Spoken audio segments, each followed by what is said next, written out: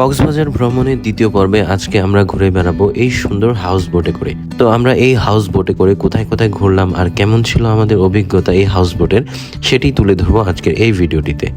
কক্সবাজারের নুনিয়াছড়া ঘাট থেকে আমাদের এই সুন্দর হাউস বোটটা ছাড়বে সকাল 9:30টায়। সকাল 9:30 থেকে 4টা পর্যন্ত এই বোটে ঘুরবো বিভিন্ন স্পটে। আমরা কোন কোন স্পটে ঘুরবো সেটা দেখার জন্য ভিডিওটি দেখতে থাকুন।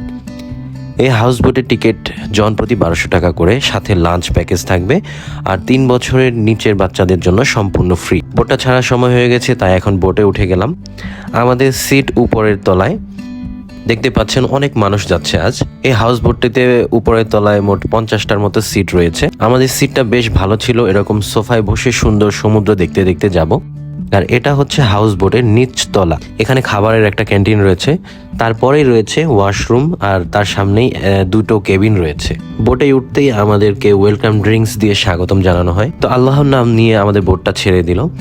বাঁশখালী নদী দিয়ে একটু সামনে আসতেই চোখে পড়বে বাংলাদেশের সবচেয়ে বড় আশ্রয়ন প্রকল্প। কয়েকশো বিল্ডিং করে রাখা হয়েছে এখানে মূলত কক্সবাজার বিমানবন্দর করার জন্য যারা জমি দিয়েছিল তাদেরকে এখানে আশ্রয় দেওয়া হয়েছে। এছাড়াও শুনেছি এখানে রোহিঙ্গাদের জন্য আবাসন প্রকল্প কথা চলছে। বাঁশখালী নদী পার হয়ে আমরা এখন বঙ্গোপসাগরে প্রবেশ করছি। আমরা এখন যাচ্ছি কক্সবাজার সমুদ্র সৈকতের লাবণী পয়েন্ট আর সুগন্ধা পয়েন্টের দিকে। ওই দূরে দেখা যাচ্ছে সুগন্ধা পয়েন্ট। সাগরের মাঝখান থেকে সুগন্ধা বিচ দেখতে বেশ ভালো লাগছে। সুগন্ধা বিচ দেখে এখন আমরা যাচ্ছি মহেশখালী দ্বীপের উদ্দেশ্যে। আমাদের যেতে আনুমানিক 1.5 ঘন্টার মতো সময় লাগবে। সাগরের আসল যে সৌন্দর্য সেটা এখানে না আসলে বোঝা যেত না। শত শত মাছ ধরার নৌকা এখানে রয়েছে, দেখতে পাচ্ছেন। স্পিড বোটে করে অনেক মানুষ মহেশখালী যাচ্ছে। মহেশখালী পৌঁছানোর কিছু আগে এইরকম সাগরের কুল ঘেঁষে ম্যানগ্রোভ বন গড়ে উঠেছে। বোট থেকে দেখতে এটা বেশ ভালো লাগছে। আমরা মহেশখালী চলে এসেছি।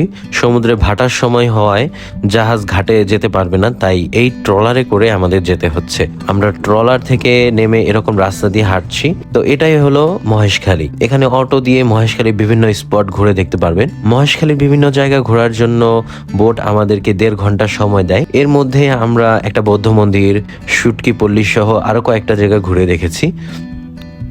ঘোরা শেষে আবারও ট্রলারে করে আমাদের বোটে যেতে হবে। সেখানে মূলত আমরা এখন লাঞ্চ করব।